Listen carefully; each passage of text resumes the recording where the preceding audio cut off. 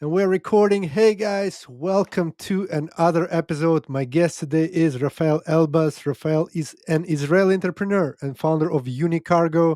I'm sure many of you heard of Unicargo. I definitely did. It's a modern freight forwarding company that focuses on creating advanced solutions for e-commerce companies and entrepreneurs. He's one of the pioneers in this industry of freight forwarding, especially to Amazon. He's also an advisor to Israeli Export Institute and a public speaker at international logistics and supply chain conferences and conventions. So he's the guy. Everything you need to know about freight forwarding, he's your guy. But he also has an amazing entrepreneurial journey that I want to uncover as well to inspire some of you. Rafael, welcome to the show. Thank you, Anatoly. Thank you very much for having me. I'm very excited to be here. And again, I love talking about everything related to logistics, freight forwarding, obviously building companies, entrepreneurships. That's what we do. That's our day job. So yeah, very happy to be here. Beautiful. And let's start to share some nuggets. Yeah, you fit right in. Everything you said is exactly the profile of the guest of this podcast. I want to start from the beginning as I usually do, and people like, and I told you always ask a question, but I think that's important to understand what makes a man a man. So, and it all comes from childhood, in my opinion. Can you describe where you grew up? How was your childhood? Anything you can share? So actually, that's a beautiful question. I really believe that I really connect to that question. I truly believe that everything we become is actually started where we were a child, with our parents, with our childhood, with how we grew. So I grew in a very small city in Israel. Not a very small city, but a small city in Israel. But was what was unique about my childhood, I think, is that I grew up with parents that had no huge income. Like we were very, very, tight on budget, my parents. But again, as a little kid, you don't really know that. But I sense it. I had that intelligent, I was very developed intelligently or emotionally to understand as a very little child. I'm talking about 5, 6, 7 years old that my parents didn't have. So I didn't ask, but nothing Okay. were missing, right? They didn't miss anything for us. We had food, we had the house, we had everything, but my mom didn't work. My father is still a car mechanic, and he worked very, very hard every day, all day. And I knew, because we lived in a very, very small house. But what was interesting is, and again, that's thing that I found out later after I grew up and started to think why I am the way I am. So the way we grew up, we were in a very, very budget neighborhood, or very low class neighborhood, but that neighborhood was bordered with a very rich neighborhood.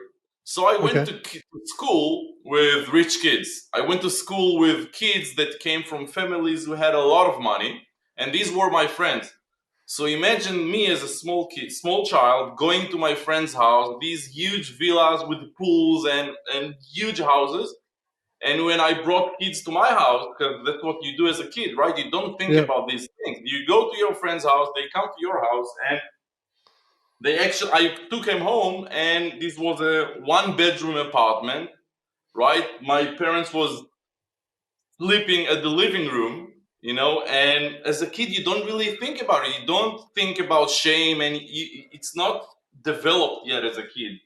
Yeah. And I think that as I started to grow up, I realized that I want something else, and at the back of my mind, I didn't even think about it, but I think subconsciously in my mind, I developed a sense of I need to have I need to live different. I need to be successful. And again, I didn't really think about it consciously. It was probably subconscious.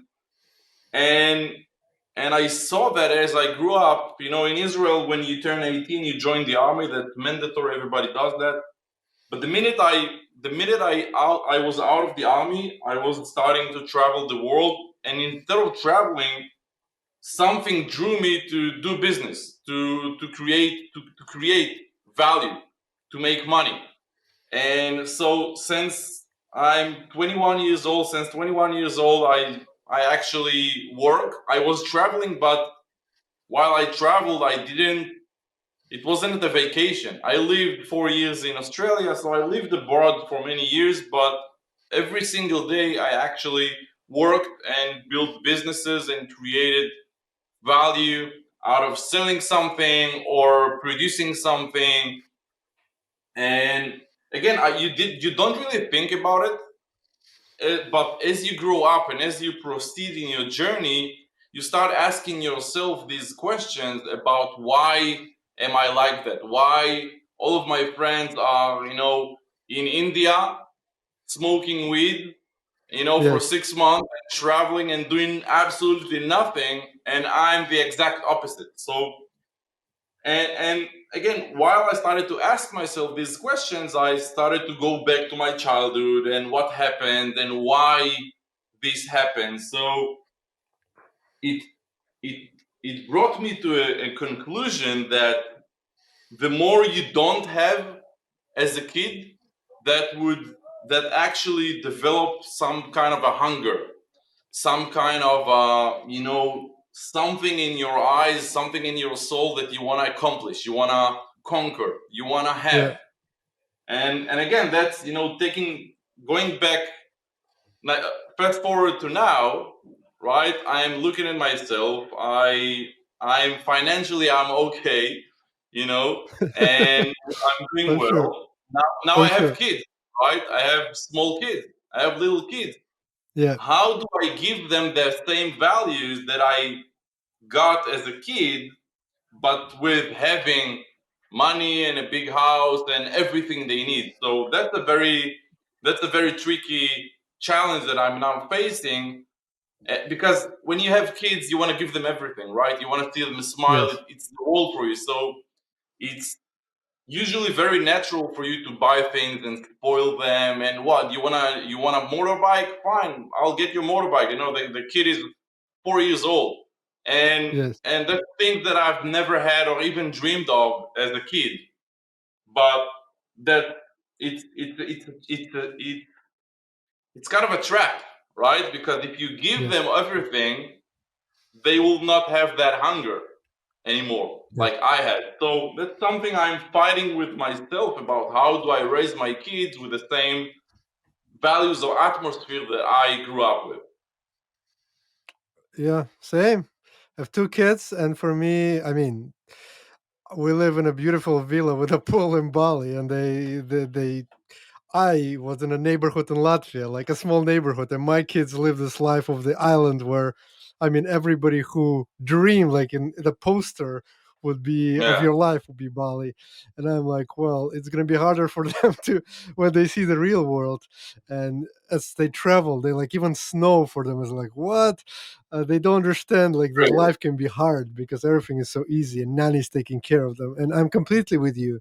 It's a very tough challenge. Also, at some point you do want to have your life simpler, that's why you try to get help, let's say.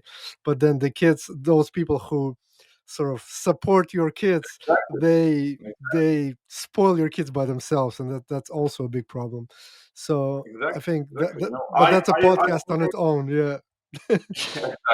exactly about parenthood and how to raise kids when you have luxury life and comfortable life, but giving Yeah. them values and work ethics and that hunger to conquer. And that's a very big challenge, and that's five different episodes that we can talk Yes. about it for Yes. for a We long time. definitely should do one just on that, and invite some other Yeah, expert that can teach us how to do it. that's What actually I really a like what very you.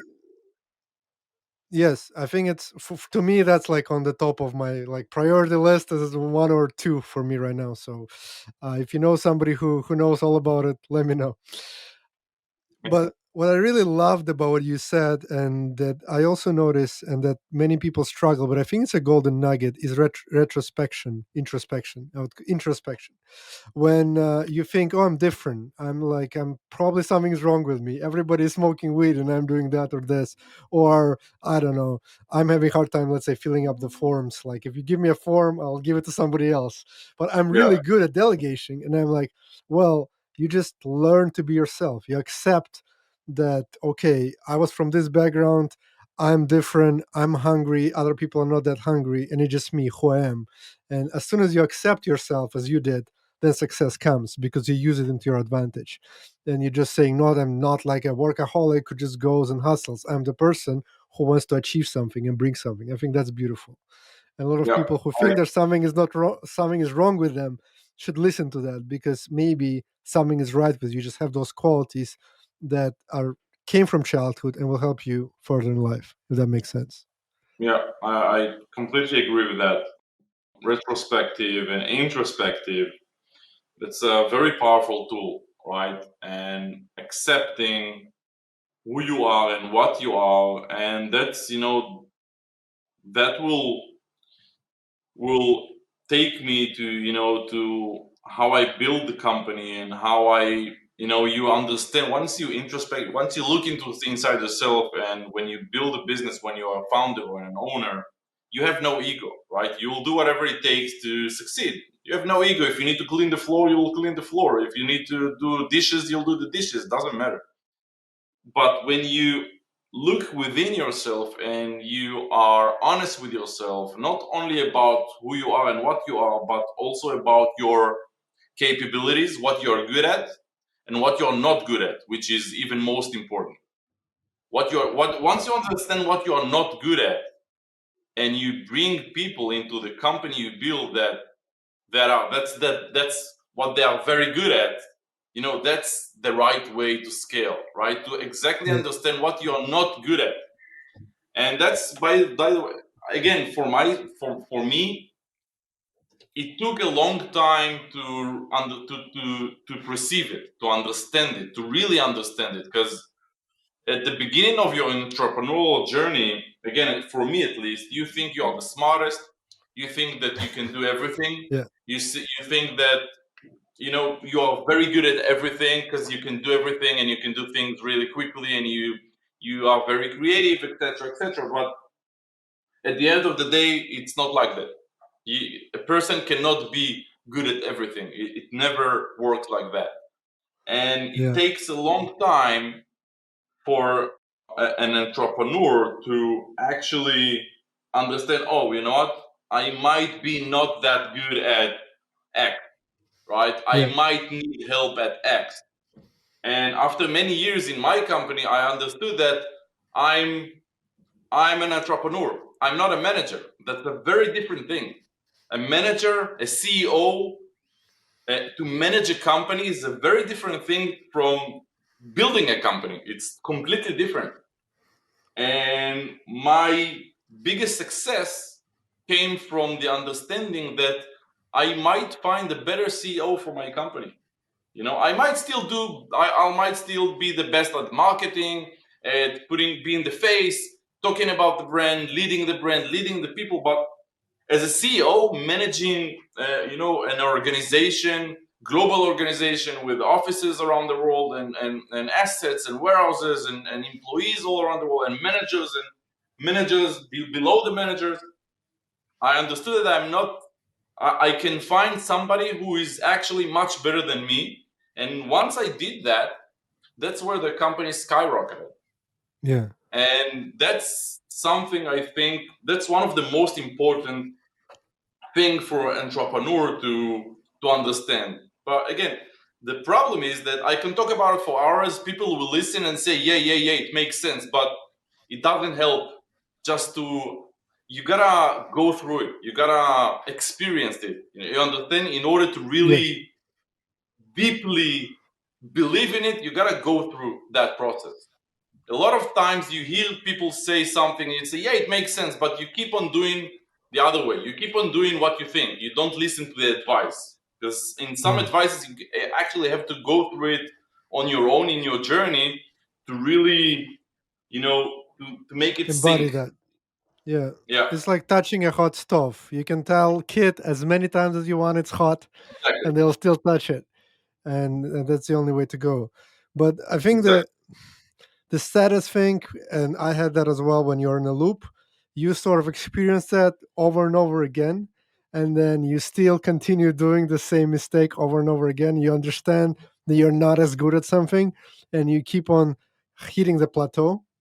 Like I'm actually realized that recently going through a retreat where they teach us to realize what your strengths are. That I hire people, I motivate them, we're going, going, going. When it becomes routine, I become really like not interested, and then the people will be like, "Well, we don't want to work with that guy because he's not excited anymore."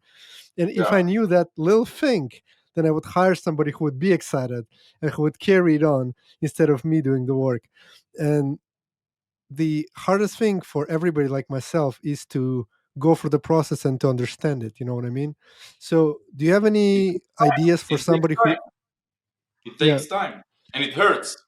yeah, and for somebody who is listening and they might be in this situation, any advice to like what can they do technically? Maybe they can, I don't know, how would they introspect in what they're good at? Or at least how did you understand that okay, I'm not really good at being a What CEO? helped what Yeah, helped me a lot, I think that what helped, and again, you can't really skip that phase. You gotta go through it. You gotta have that journey. You gotta be hurting and hurting again and hurting again, and it might take a year, it might take 5 years, it might take 3 months. I don't know. Everybody is different, right? But I found out that what accelerated the process for me was having consultants, having I wouldn't say a mentor. Again, it's very individual. I love to study a lot, but not in school. And I understand. I have a very deep understanding that I'm not the smartest person. I love to have smarter people than me work for me. So I started, since 5 years now, or even 6 years now. I have every week a meeting with a lady. She's much older than me, but she has a lot of experience managing companies. She was a CFO for big companies, and she has a lot of organizational experience. And I sit with her every week, 2, 3 hours, and just we talk. And we talk and we talk and we talk, and she gives me a retrospective, and I have another perspective, and I share her with my problems in my challenges at work, at home, everything. yeah, And I found out that thing has actually accelerated my journey, or the journey to understanding, right? So my yeah, tip would be to find a mentor, find a consultant, find someone who is smart, who's have the experience, who's gone through that road right before you, who's already traveled that road that you are traveling. Find that someone and pay for him, pay him, have yeah, him near you every week, sit with him every week, right? That would be the smartest tip I think I could give in order to accelerate your own journey, in order to make it, instead of 5 years, to make it a year, in order to make it 2 years, make it 6 months, right? Find somebody beautiful, who's gone through that path. beautiful. I completely agree. And if you don't have money to pay them, you can offer to do something for them, to work with them, to give them some value. Whatever. Yeah, There are many with the main thing is you gotta find that someone, and I don't know, be next to him, right? Make yeah, sure you spend time with him, and make sure he wants to help you, obviously. yeah. So the other question is, you build a successful business. We're gonna go through journey how you build it in a second. But one thing that I'm really interested in the values, because for me, the business is a collection of values that a person who builds it carries through the business. So, what are some of the values that you pass to your business and that is really ingrained in whatever you do? Well, that, that's a good question. And when I think about it, the values that I bring mostly, and that's something I will, that's one my biggest value. I would die for it, is customer satisfaction. I want my customers to be brand enthusiast. They want I want them to love the brand, to die for the brand, and you get that by giving that experience, giving customer satisfaction. It's more than customer service. It's a lot more than that. And again, that value is not something that I came up with on day one. That's something that has evolved because of the industry I'm in, right? And I'll explain. So when I worked overseas, I used to do a lot of sales, door to door, and shopping malls, direct sales, very aggressive sales, very hard sales. So I learned how to talk to people. I learned how to commercially conceive or commercially persuade, right? Like when you talk to a client, when you talk to a prospect, when you talk to anybody who you want to have a commercial transaction with, there is we call it again, that's translation. We call it a commercial sense, right? There is a way of talking to a person or a prospect or a client that will make him feel spatial, that will make him feel that you now are all over his stuff. You know everything about his shipment. Again, I'm taking it to my perspective, but you're all over his shipment. You know everything. You took care of the problem before the problem arises. You know everything before he calls you. That kind of hugging the client. And again, I started this because when I started the business on my own, right? So I had to hug all of my clients. And not only that, I started my business that my market is basically Amazon sellers. And Amazon sellers work online and they talk online and they live online, whether it's on Facebook communities or going through after that influencer or that influencer. And I realized that when I started giving that over delivering, like that crazy experience for a client, they just started recommending me all over the web, all over the social media without me asking for it, right? Yeah. And that created a snowball of more people coming and more clients and more clients and more clients. And again, don't forget that my name at the first year, my name was all over the brand. My face, I was doing, webinars, podcasts, lecturing in all the Amazon courses and academies. So I had my face, right, saying, "Hey, we take care of your cargo. We'll give you the best experience, best price," and I had to deliver, right? You can't, you're not a fraud. You're building a real business. You cannot fail your clients. You cannot disappoint Yeah. them. When you go there and talk in front of 1,000 people audience and you are there with your face and you promise them, "I'm the best at what I do. I know my shit and you'll get the best experience." You got to deliver it. There is no other way. Other way you are a fraud, right? If you don't deliver what you say in front of everybody, you are a complete fraud. So, But also in your and industry, you're one of the hardest industries to satisfy clients because yeah, shipments are always late, shipments yeah, never arrive, people are always angry. Like I remember, like freight forwarding, no matter how good they are, I would still be like, "Damn it, this doesn't come."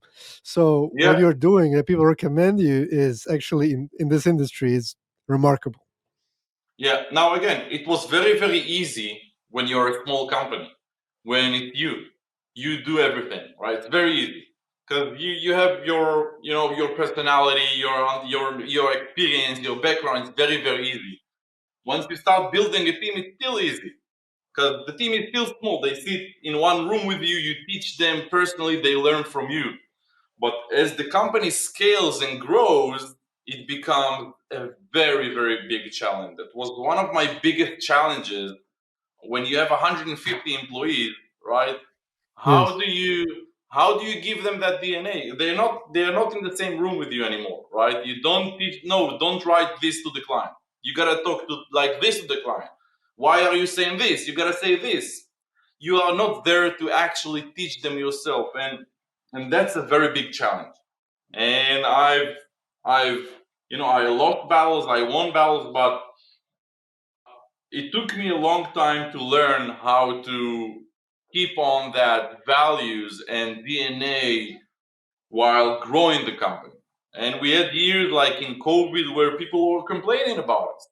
And I Yes. couldn't sleep. I couldn't sleep because I felt like I failed, right? I spoke to people. My face was all over the place, doing webinars, doing podcasts, email marketing, everything, digital marketing, everything, and it was all my face and my name, promising people, to over deliver. And when the company failed, you feel like shit. You feel like a disaster. But Yeah. that's the biggest value I build the company on, right? And I still am. And basically, this value is delivering value, give value, right? Because again, you are a service provider. We are in the service industries, and the price $50 here, $10 there, 100, even $100 difference. When you give that value to a client, when you give that experience, it doesn't really matter anymore, right? They will stay with you, and we Yes. have clients that are with us since the day we started the company. A lot Wow. of clients, very very long time clients, because you build a relationship. You know them, you know their wives. You It's like they become your family. You know them personally. Yeah. But to your question, the biggest value I built my company on is delivering value by giving that customer experience. And again, everything related to our industry, obviously, Yeah. providing more than just shipping, and being there 24/7 for a client. Me, I'm the founder. Clients still text me, at night, or call me, and I'll be there. I'll stop everything. I'll talk to the client. I won't say, go to that guy or talk to that manager. I'll listen and I'll learn. And one of the most important thing is that every angry client, it's even more important for him, because I can learn from him what is not working in my operation. And I Yeah. always tell that to my managers and my employees: an angry client or an unsatisfied client, it's a consultant without an invoice. It's a free consultant. He Beautiful. tells you Yes. exactly what's wrong. You just need to listen. All you need to do Yes. is listen and take action, or close the hole, close the gap, implement a new procedure to avoid what happened to him to happen again. And Yeah. I think that's also a very, very valuable tip. Talk to your angry clients. Your unsatisfied clients would be your most important, you know, uh, uh, um, insights. You'll get the most important information from your unsatisfied client, not from your happy client. Yeah. Beautiful. Completely agree with you. And that's a great quote that it's a consultant without an invoice. I love that. I never put Yeah, it that way, but sounds amazing. I think that's a golden nugget for me here. 100%. So if we talk about freight forwarding, which are your expert in, to give people some advice, we're gonna tackle it in different ways. So for somebody who's just starting out, let's say on Amazon, and they are not sure what to do, they selected the product, and they are okay. We want to ship it, but I guess what how would they select a freight forwarder? What they need to look at? What they never worked with freight forwarder? Any advice you can give? yeah. All right. So here's the thing, and again, this also took me some years to learn and to accept. When you're just starting out, when you're just building a business, when you're an Amazon seller launching your first product, you have no idea about logistics or international shipping or international trade. You will go for the cheapest possible option, right? Because you want to have better margins, you want to succeed in the first product, you want less room for error. So for first time shippers, for Amazon sellers just launching their first product, they would only care about the price, and it took me a long time to accept that, right?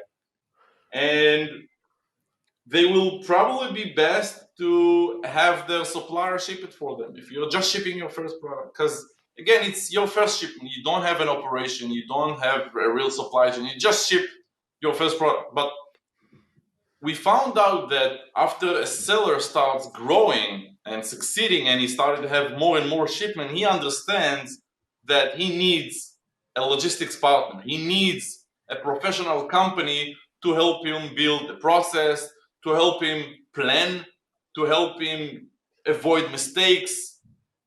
because obviously, again, having your supplier sometimes be actually the cheapest way of sending stuff, right? It would be illegal because Chinese schemes on importing products into the US, they underdeclare their values. They do shady business with US customers in order to provide a cheaper price. And again, for some sellers that work, but as a seller grows, the best tip I can give him is find a reliable partner and create a relationship. Again, your freight forwarder, when you have an operation, when you constantly ship goods in order to fulfill your customer, in order to sell, in order to stock, in order to fill your warehouses or fill Amazon warehouses, when you have a steady operation, your freight forwarder is exactly like a lawyer.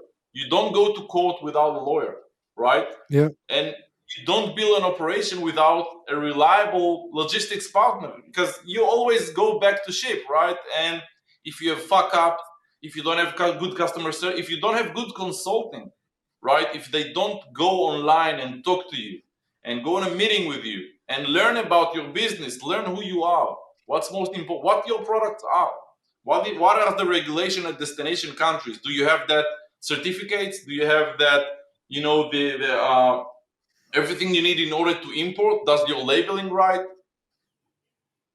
How much duty do you pay? How do you classify your product? Maybe there is a better way. Why do you ship to LA and not New York? There's a lot of questions to ask about supply chain, again, from our perspective, in order to give advice, right? I Yeah. can't give you, it's hard to give you a proper advice over an email. There's so many For sure. questions I need to ask you. Who you are. Do you have operations manager? Do you do everything by yourself? How many shipments do you have? Where do you send them to? What is your product? Do you use a warehouse? Where is your warehouse located? Why did you place your warehouse there? Why there and not there? There's so many questions that we as a professional company would like to ask you to learn about your Yeah. business and to give you a better advice, to show you we know best, right? That's what we do. And we can actually show you how to do things better than what you're currently doing, how to save money.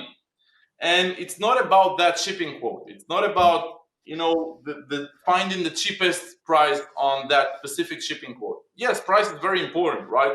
You gotta work with a partner. And you need to benchmark his rate, right? Once in a while, make sure to check with other freight forwarders to make sure you're not being screwed up with prices.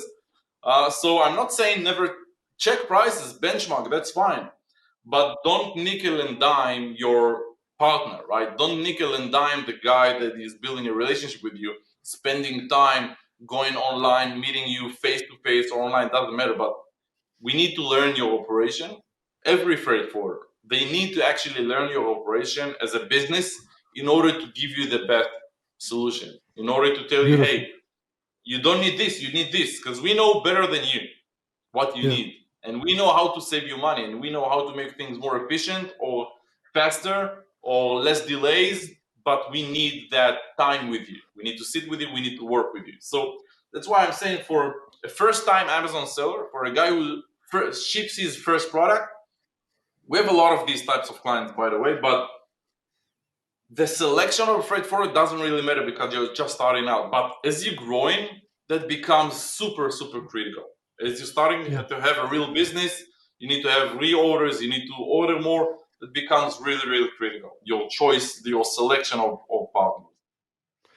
For somebody who is doing good numbers, who is using freight forwarder, let's say some of your usual clients, what are some of the common mistakes you see they did before you, so people can listen and avoid Yeah. them? Well, there are a lot of common mistakes that people do because, again, shipping and logistics, it's not their world, right? People, Amazon sellers are usually marketers. They sell online, and that's marketing. But they do a lot of mistakes around insurance. They do a lot of mistakes around import compliance. Well, they are trying to import something and they only check what do they need in order to sell on the marketplace. What do they need for Amazon?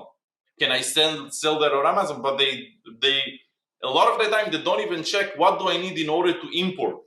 There are two Yeah. different worlds: selling and importing. Two different worlds. Amazon might require different things than what US customs or European customs would require. Completely different, right?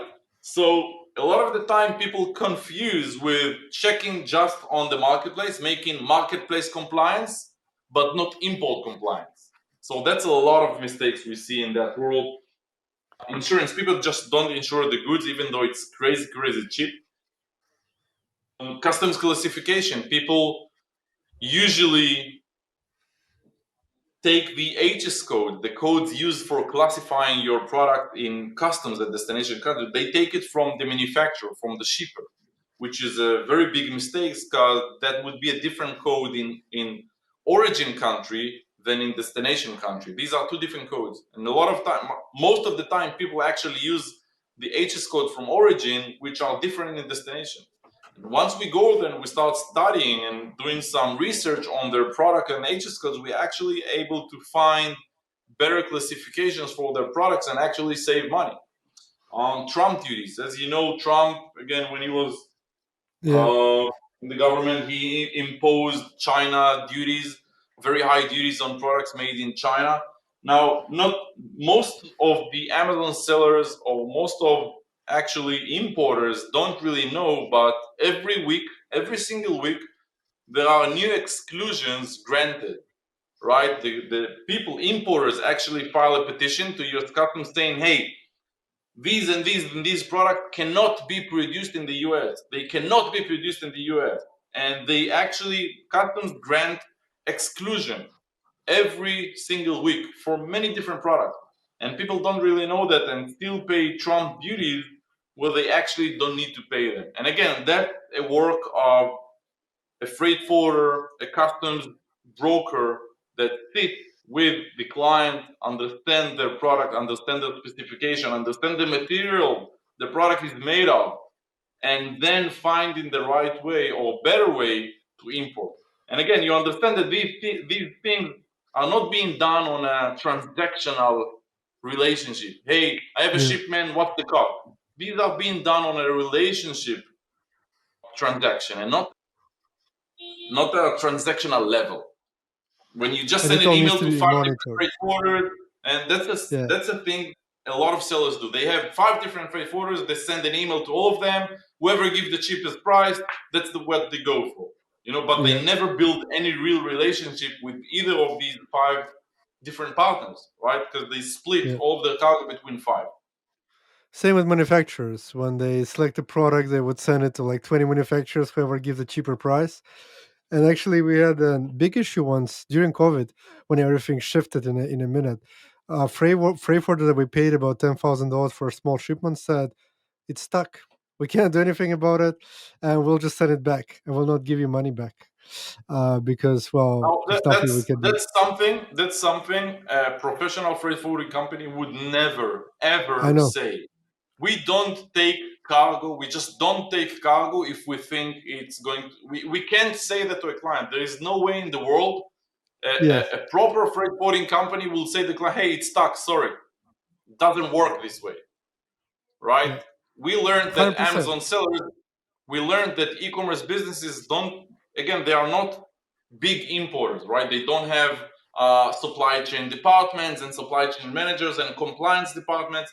We learned the hard way in the first years that our clients they don't know, so we need to know. So when we see a Yeah. product, when somebody comes to us with an RFQ, we ask him, "What's the product? What's this? What is it made of? Who is it intended to?" And then we Yeah. say, okay, that's for kids. That's a toy. Do you have this, and that? No, I don't. Sorry, we can't take it. We won't take the product. We won't take that shipment because for that slight chance of customs inspection, I can't go back to the client and say, sorry, customs has destroyed your product. They seized Yeah. it, because Yeah. they'll blame you. Even though it's their fault, they'll blame you. Yeah, if you're an Amazon seller, I used to sell toys. If you're an Amazon seller and planning to sell something and the toy is your first choice, I recommend against it as long because some of the certificates can cost like I don't know $100,000 just to acquire. So if you don't have enough money to do it, you need to be careful. Anatoly, when you learned it, it's pretty simple. It's very Yeah, simple to import toys to the US. but you gotta go through a process. You gotta have this and this certificate. You gotta have this and this labels. You gotta have this and this declaration as an importer, and that's it. But you gotta work with somebody who knows, and not just a 100%. Yeah. random Chinese freight forwarder who will take it and disappear when Yeah. shit hits the fan. 100%. Sometimes I shouldn't say you should not do it, but you should definitely check if your manufacturer has everything that you need, or otherwise, yeah. At one Yeah, point, I was in the same boat. I had all the things that you're describing.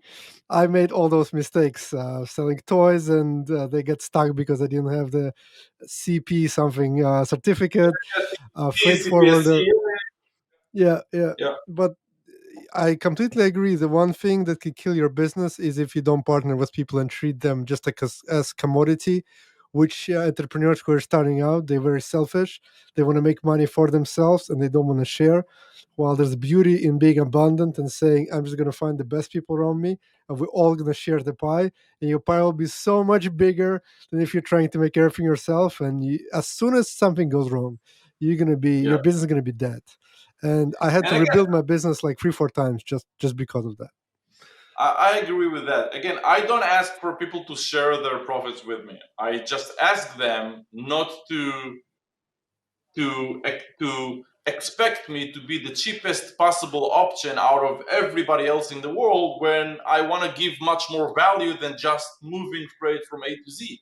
Right? I need to Yeah, have people sit with you and spend time, which time I pay for their time. Right? I have to have my employees sit with you, learn about your business, learn about your product, and when a first-time seller expect you to be the cheapest possible option out of all the shady Chinese, one man shows, people, doing business from the living room in China and shipping goods.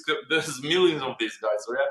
So, yeah, and again, I accepted that, right? I don't fight it anymore. I accept and I understand that this is the nature of a first time seller, of a person who just launched his first product. He's choosing the cheapest possible option. And sometimes I would say, you know what, I'm not the right fit for you right now. I will be the right fit for you 6 months down the road, a year down the road. I would be the perfect fit. Right now, you need the cheapest possible option. That's why I started, when you asked, I started with they might be better off going to their supplier for shipping if it's their yeah. first shipment. They won't value the the cost of working with a professional logistic provider. Beautiful.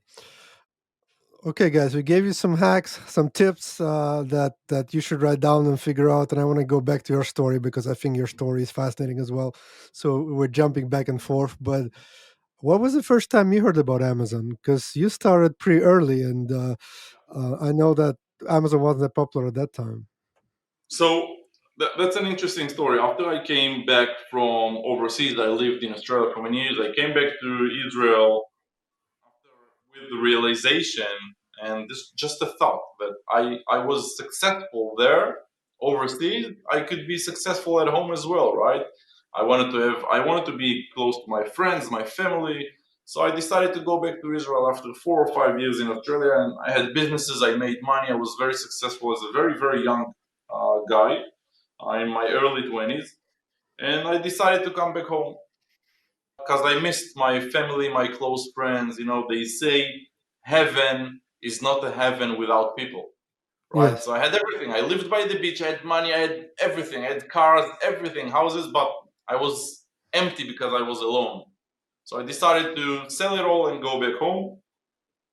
And I thought to myself, what should I do? I started working in a freight forwarding company because I wanted to learn the business. I dealt with it while I lived in Australia. I used to import my product that I sold. So I started dealing with the freight forwarders when I was very very young, and I got excited about moving commodities between countries and customs. I got really excited about it. So I got back home and started working in a freight forwarding company. I'm talking about 2000 11, 2010, something around that area. And I I succeeded in that company. I progressed and progressed because again, you're an entrepreneur. You start to bring business. You start to develop the company that you work in. And I became a manager. And somewhere around 2014, a client came to me asking for a price. Again, I'm talking almost 10 years ago. And he said he needs to ship products to Amazon. I said, no problem. But then he said that he was an Israeli company, but then he said that he don't have someone to receive the product in the US. He don't have a contact, right? He was sending to Amazon. And again, 10 years ago, 12 years ago, when you ship something overseas, you gotta have the telephone number and the contact name of the receiver, right? You gotta have your trucker call the guy and schedule the arrival. Yeah. But these guys called me and saying, asking for a quote. I got his cargo details. I gave him a quote. But when he wanted to proceed, he said, sorry, but I don't have the receiver. That's Amazon. I don't have their phone number. I don't have their name. I know an address and that's it. And Yeah. I said, no, that's not the way things work. I'm sorry. I won't take the forget about this conversation. You're going to lose your stuff. You're going to lose your cargo. Don't do that. Right? I didn't know. Right? Yeah. And he started to argue with me and tell me there is so many people doing that type of business around the world. And I said, leave me alone. Hang up the phone. I don't have time for it. Just leave me alone. You're mind fucking me. I can ship something without an address. I can ship something to the unknown. Leave me alone. And we hung up. But that day I got back home, and in the evening I started Googling Amazon FBA. And I starting to see that people are, it's real. I got back to the other day. The next day I got back to the office, call the guy, say, you know what, you're right, I was wrong. Give me a day, I'll figure out for you. Then I started, to research, call people, call Amazon, and I learned how to ship to Amazon as a freight forwarder. And I called him and say, okay, everything is set, let's go. He sent 500 kg of our product by air, half a ton, which was, again, for Wow. me, it was big. When I used to live in Australia, eBay was very, very strong in Australia. It still is. I used to sell things online as well. Part of the product I was importing, I was sold online. I remember I was selling 5 products a week, 3 products a week, and all of a sudden, this guy sends half a ton of a product. I said, wow, this guy is crazy. Never mind. I sent it. 2 weeks later, he calls me again and he say, you know what? I need to ship 1 ton now. I need to ship 1,000 kgs of the same product. I thought, okay, there is something here. This guy is sold half a ton of a product within 2 weeks, and now he needs to send double the quantity. There's something here. Wow. We sent the second shipment. I got back home and I went online and started to write on the Facebook forums. Again, I'm talking about almost 10 years ago. And started to write online saying, hey, my name is Refael. I'm a freight forwarder. I deal with Amazon. I specialize on Amazon. Again, I did only 2 shipments to Amazon, right? And if anybody needs help, feel free to reach me out. I can solve your problems. And I got tons of people contacting me. Wow. Tons of people contacting me. I'm talking about hundreds of people asking for help. And again, Wow. these were foreign companies, right? They didn't know how to import into the US when they don't have a US company, or their freight forwarder didn't know. Just like I didn't know. What's Amazon? How do you ship to Amazon? What the fuck do you Yeah. want from it? Leave me alone. And I Wow. got hundreds of people contacting me, begging, not asking, begging for help. Yeah. And that day I went to the next day I went to my manager and say, I'm quitting my job. Thank you very much for the time. And I started Unicargo. And I started Beautiful. building my business based on these people, or based on these freight forwarders that didn't know what Amazon is, or didn't understand the e-commerce businesses.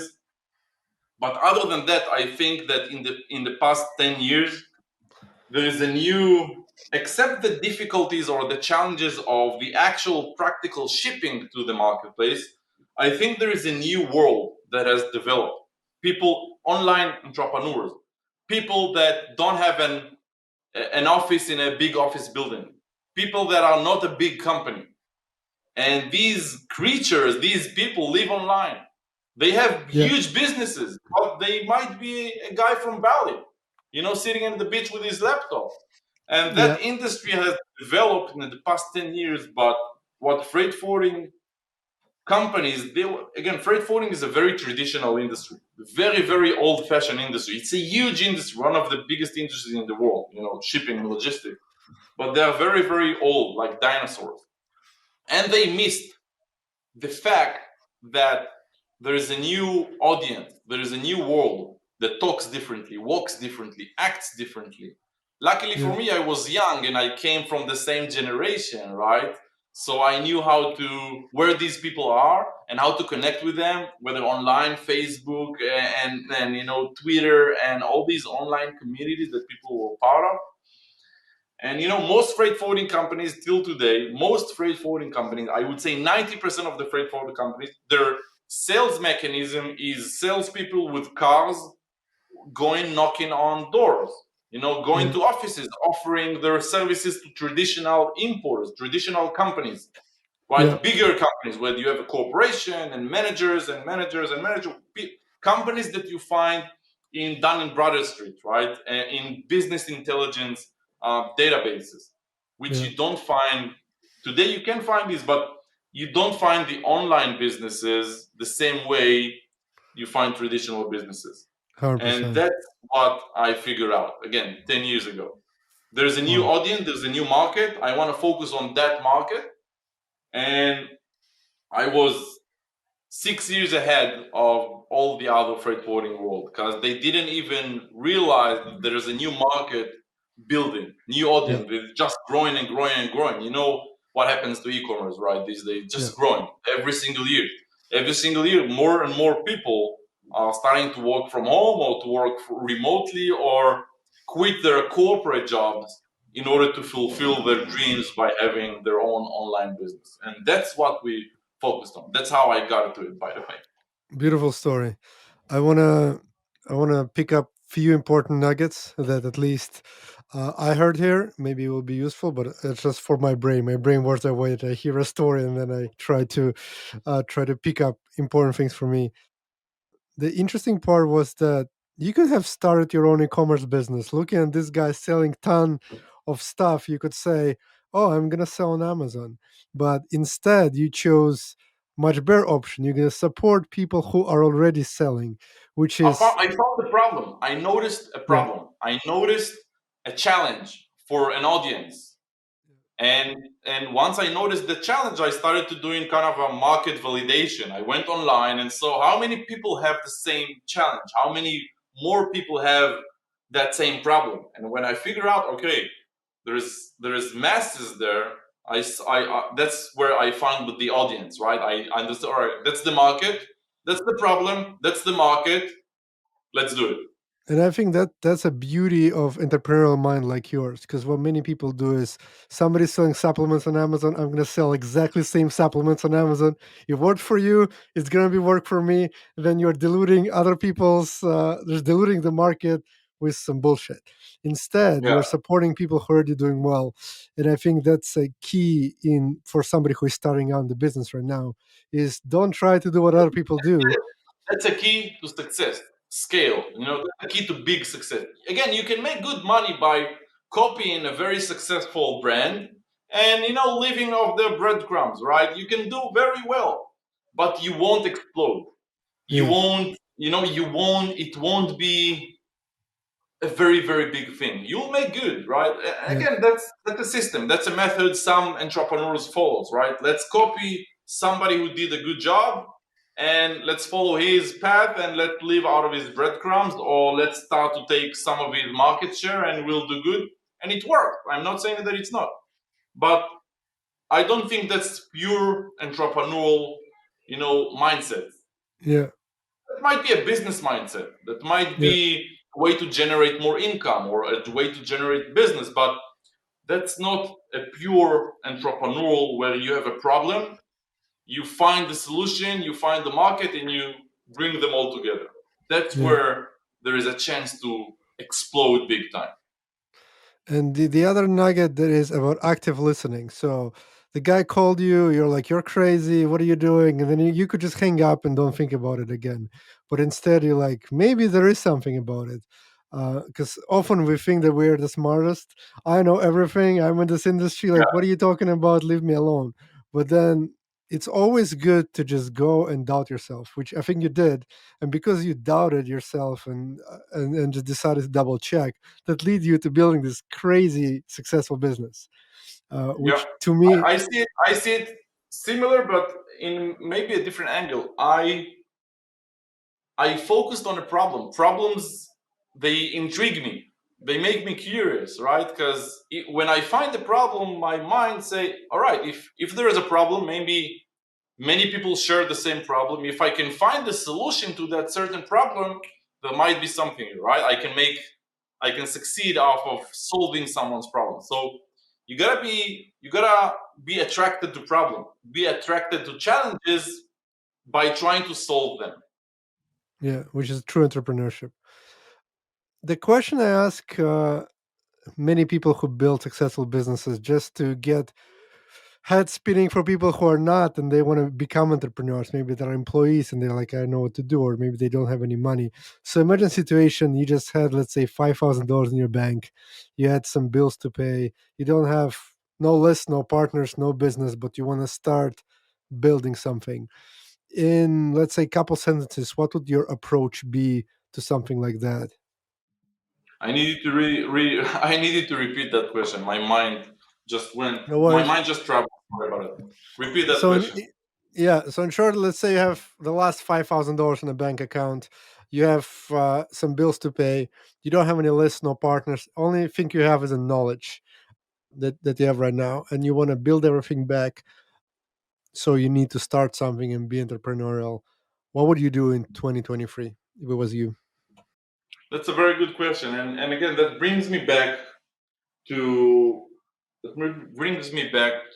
my previous topic. You gotta focus on challenges. You gotta find a challenge and find a way to solve it. And again, I think that's the first step. That's But where would you look that for a challenge? Let's everywhere. say, Everywhere. When you walk in the street, when you talk to your friend, when you talk to your mom, just be aware. Just yeah, listen. That's what you said. Active listening. Just listen. That's it. Challenges yeah, are everywhere. Watch yeah, TV. Doesn't matter. Everything you do in your conscious mind, try to pick challenges in every single thing you do. You go to sleep. Everything. It's yeah, everywhere. It's all around us. It's 100%. everywhere. So again, the and that's something I'm gonna say that maybe not everyone would like to say, but for me, I think it's truth. You know, being taking taking that leap of faith in yourself, leaving your job to become an entrepreneur or to create something. It has a lot of to do with timing, your personal timing, and I'll explain. I started my business where before I got married, before I had kids, before I had a mortgage, before normal complications or normal you know responsibilities, financial responsibilities, and it was very very easy for me to say, yeah, of course, I quit my job. I'll be a hero, right? Very easy because Yeah, if you fall, nothing happens. You go back, you find another job, no harm, no foul. But when you get to when you start your mid 30s, your early 40s, it becomes harder and harder to start because again, and that's the average, right? You start to have a family, you have kids, you have your bills to pay, you sometimes have a mortgage, and it becomes your chains are closing on you. It becomes yeah, very very hard to take that leap because if you fall, you take your whole family with you, and that the risk is growing and growing and growing. So that might be a tip for younger people. Now you're not married, you don't have kids. Now is the time. There is no other time. It's now or never. When you yeah, get older, it will become harder and harder and harder and impossible. Just impossible. Imagine a guy, he's mid 30s, he's working a corporate job, 9 to 5, he has his salary, the salary pays the bill, pay for the kids' school, put on the table, you have mortgage, you have cars, you have this, you have that. You can't, the risk it becomes too big. The risk yeah, becomes huge. I'm not saying yeah, it's impossible, everything is possible, but it gets harder mentality to do that leap, to do that risk, right? To take that risk. So if you're a younger listening to us, listeners listening to us right now, now is the time. Every day that goes by, the risk is getting bigger. Every single day that goes by, the risk is getting bigger. But the risk of not the risk of the opportunities. Opportunities are everywhere. There'll always be opportunities. There'll always be things to do. There'll always be ideas. The risk is getting bigger, but because of you, because of your how your life evolves, how your you start to have responsibilities of an adult. So that's the big risk. Again, challenge. Not sorry, opportunities, things to do, ideas, business ideas, things to explode with. They're out there. They'll never leave. They'll just even grow. Yeah. But the risk is different. The risk of time and responsibility, and being bound with financial complications or pressures or financial responsibilities, basically. And also you have more limiting beliefs. The older you get, the more, let's say when you have kids, you start to think, well, this is Yeah, not how people with kids behave. People with kids behave, they don't take loans and whatever. So a lot of it is mindset, right? The mindset starts to change because there's a more and more complexity in life. And the it's more all about complex the the mindset. life, yeah, It's all about the mindset. Everything. yeah, It's everything. Your mindset is everything. yeah. Because I interview people and I meet people who start in their 50s and 60s, and you can do anything, but it's just you need to change your mindset much harder. When you're in 20s, you don't know what you're doing, so it's easier for you to go and just start whatever, and it's easy. So I if you're want to share another tip about that. That's very, very important, and we didn't talk about that at all. That I think that's the most important thing for someone who wants to succeed or someone who wants to build something. That is the number one most important thing, your mindset. And for me, when I retrospective, my mindset has it was like a eureka moment. Something clicked. And it happened when I started something, when I started a business, when my actual first business, I succeeded. I saw success, right? And I'm talking my early 20s, when I was 21, 22. I was selling online. I was selling oil paintings door to door. Oil paintings door to door. wow, Going knocking on wow, doors, selling oil painting, which I imported from China for $5 and sold it for $150. wow, But the product doesn't matter. What matters is that I smelled success when I was very young, and that's what made that shift. That's what made me think, wow, you know what? I wanted something. I really wanted something. I took action, and I made it happen. I made the impossible happen. And when you create that moment within yourself just once, that's for me that was a very critical moment in my life. That the coin fell. You heard yeah, something clicks in your mind. I was lucky to have it very in a very young age, so yeah, that's helped me fuel my entrepreneurial life, right? As you say, even if I was 50, I would still try because I had that mindset of yeah, I can do everything I want. I just need to want it. I just need to yeah. want it enough to make it happen. And the Beautiful. tip here is, try doing something, even have a small success. Even a small success would lead you towards bigger success. It would lead you towards understanding that mindset. And I like to give an example of, people believe and people know. There are people who believe they can do everything they will imagination. They will, how do you say it? They will project. Manifest. There are Yeah, manifest. manifest. There are people who read Tony Robbins or listen to this guy or read that book, and they believe that whatever they will manifest will happen. I don't believe in it. I know it. I know it because I did it, and that's the difference. I know it like I know it's daylight outside. I know it. I see Yeah, it. It's day. There's the sun is shining. I know there is light outside. I have the same feeling about that what I will manifest and want it.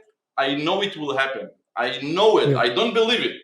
You understand the difference of believing in Yeah. something and knowing something? I don't believe there is light outside. I know there is light outside. The sun is shining. It's 11 a.m., right? Yeah. And that knowing will come only from experience, only from doing. And even if you'll get, I don't know, you want to start something, start small, have small success.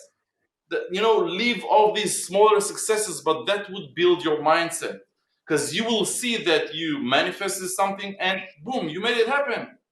And all of a Yeah. sudden, it's not believing, it's knowing. And that's what leads you to build, the world. Yeah. Beautiful. I completely agree. And I think once you know that you can build it like yourself, then the fear of I have two kids and I cannot take risks, this is not fear anymore because you know It no will, matter it will what, surely if minimize it, definitely. yeah, you can always come back and you can always come back bigger. And also, like for me, I'm lucky that everything I ever wanted comes and it happens. Problem is sometimes I want it to happen right now, it happens in 5 years, but everything I ever wanted happens. And when you see that pattern, that it reinforces that everything you want always happens, then there's no worry. I'm like, okay, I'm on a way, and you can understand that you're just in the middle of the path and not at the Yeah. end. That, And I that's, think by that's the way, beautiful. that's exactly the reason why sometimes we see or hear about business people who fell, crashed, completely crashed. They were at the top of the world and they crashed, miserably failed, and they still have the power to start something new and try again and again and again until they'll be even bigger. They'll have Yeah. even more success. That's exactly the driving force behind it. And a lot of people don't, I always hear that. How could he, from that crash, I would die. I would kill myself. I would jump off a cliff, crashing, being over the top of the wall and, cleaning floors. But that mentality exactly is the driving force that would keep you going. Even if you crashed miserably, you failed miserably. When you have that knowledge, when you know, you'll keep on going. It won't Yeah, bother you. You'll keep for on sure. going and you'll do it again and again and again. And again. That's why always people say that entrepreneurs, they will fail many times before they will succeed, right? You Yeah. gotta have through these failures, these experiences, and then you'll go out. So just Wh- start wh- doing. Which is also super important for people who are listening, that the one thing that truly gets you success, if you're not afraid to fail. Just if you don't fail, there's nothing You will don't happen. learn. If you don't Yeah. fail, you don't learn. If you Yeah. don't do mistakes, you don't learn. That you learn from mistakes again. I'm Exactly. not a person who I failed in school. I don't have a degree. I never did anything. I've never studied in a formal, you know, school after then my, high school. But I did things. I learned from life. I learned from experiences, and for me, that you learn by doing mistakes. That's how you learn the best. And you Beautiful. don't make mistakes if you don't do, Yeah. right? 100%. 100%. So guys, keep doing. And we Exactly. are gonna keep doing rapid fire questions, which is the last part of this. I'm gonna ask you questions I ask everybody who Let's go. comes here. The first question is about the routines. What are some of the routines that help you to get into focus? It could be morning routines, night routines. You can choose, or both, that keep you motivated to work on your business, on your mission. Well, it's a good question. For me, I think the most important routine, and I actually think about it for the first time now. I think for me the most important routine that I did is manifesting and feeling like I've already succeeded. I have the ability, because again I started very young. I have the ability to have that feeling in my body that I feel like I've already did it. And when you are going somewhere and you are able to manifest strong enough that you feel that you've, like, think about it, that I don't know, you'll just won $10 million. How would you feel, right? What would your body? What would your energy be? And I know how to feel that on the manifestation, and I think that's one of the routines that helped me here. Again, working hard, wanting something, you gotta want something. You need to want it badly. You Yeah. need to want it very, very much that everything else just disappears. Everything. It's sad to say, but again, for me, that's what worked. I didn't care about eating, sleeping, nothing.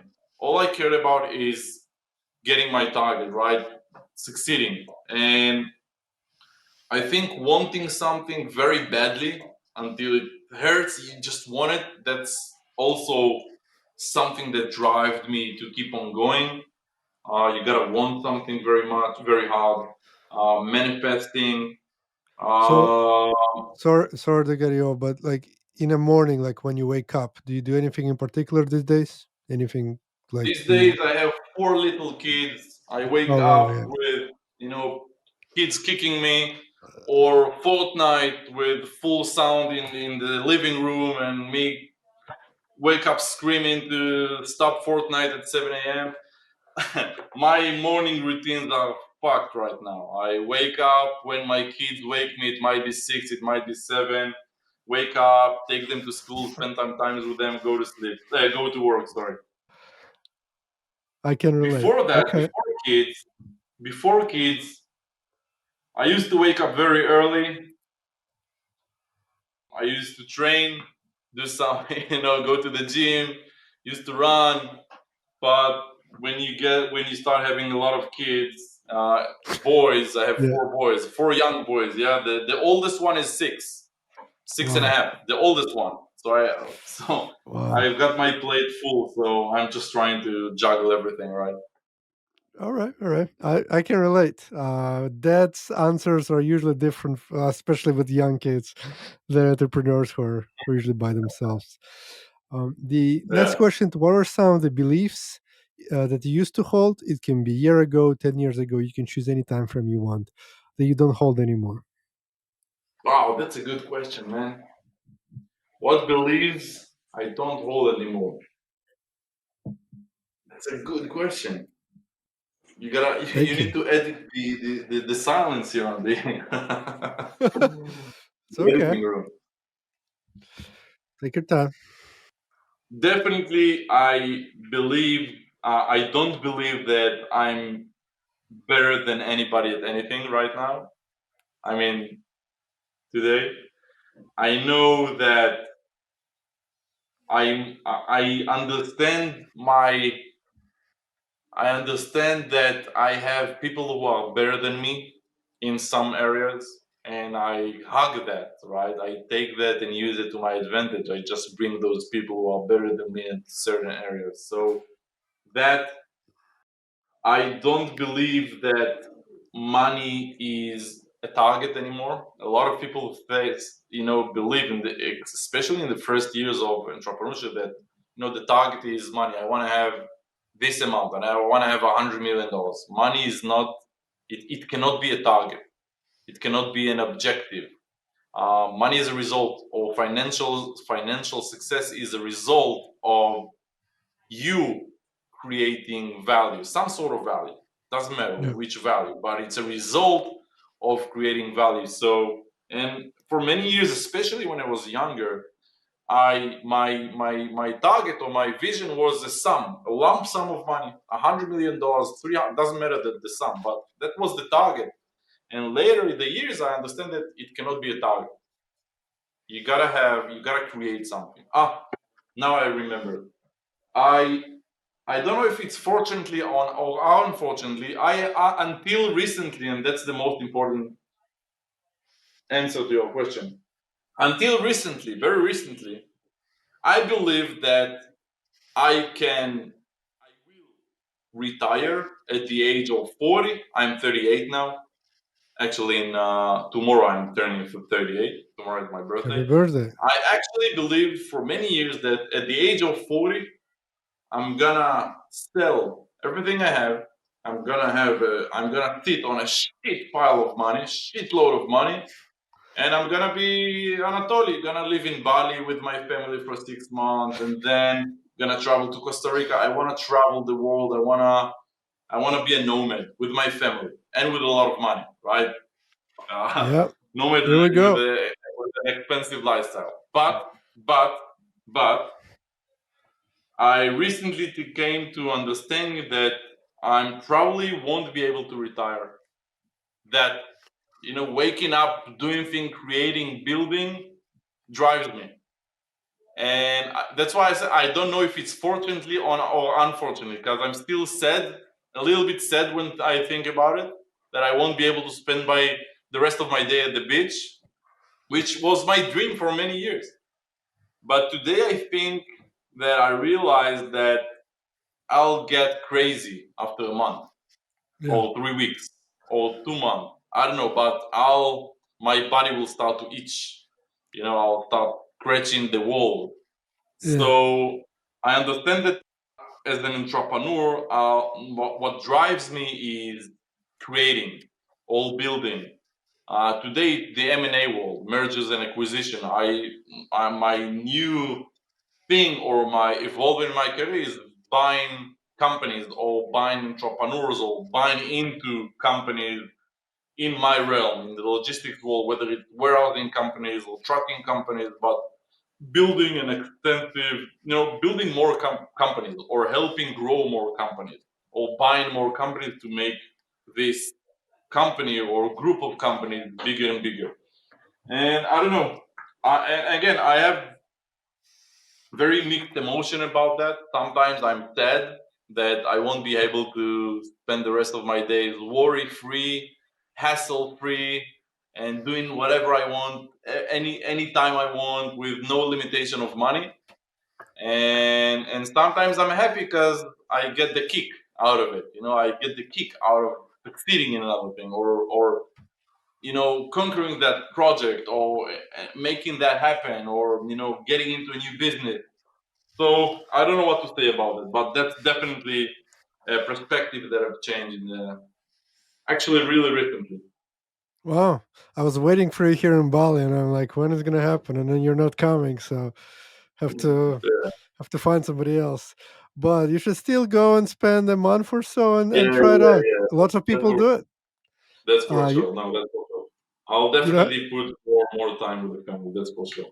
beautiful. Bali is waiting for you for sure. Yeah. The last question I have is, according to Rafael, how to live a happy and fulfilling life. Hmm. Find what makes you tick. Find the drive, right? Fulfill your dreams. That just fulfill your dreams. It's a cliche. It's very easy to say, but it is what it is. Just find what drives you, find what makes you happy, and just Yeah, do that. It's simple as that. No, no whistles and butterflies. Just find what you love doing, find what makes you tick, and beautiful. just do it. Don't settle for less. That's miserable. Don't settle for anything less than doing what you love to do and doing what makes things that makes you tick and things that excites you. And just do it. We only live Yeah, once. And I sound like, a cliche mentor, but it is what it is. It is what it is. It's beautiful, simple as that. beautiful. Wow, amazing. Thank you for that. So this is all my questions. Before we go, how can people find more about Unicargo if they want to work with you guys? Anything you want to share? Yeah. So basically, I'm usually pretty active on social media, so you can just search my name or Facebook, LinkedIn. You can Google Unicargo. You'll reach out directly to us. Whether via email or contact us through our website. It's very very easy to contact us. I'm very very accessible. You can even contact Unicargo and ask to speak to Rafael, and somebody will connect you to me on the same day. So I'm Beautiful. I'm I'm always here. I'm always present. I'm very very active. Our industry never sleeps. It's 24/7. Yeah, So I'm always available. for having Amazing. me. Thank you very much for your time. I know you're very busy. I really, really appreciate you. Lots of great advice. Um, Amazing. And for you guys listening, you know where to find us. And I'll talk to you next one. Bye bye.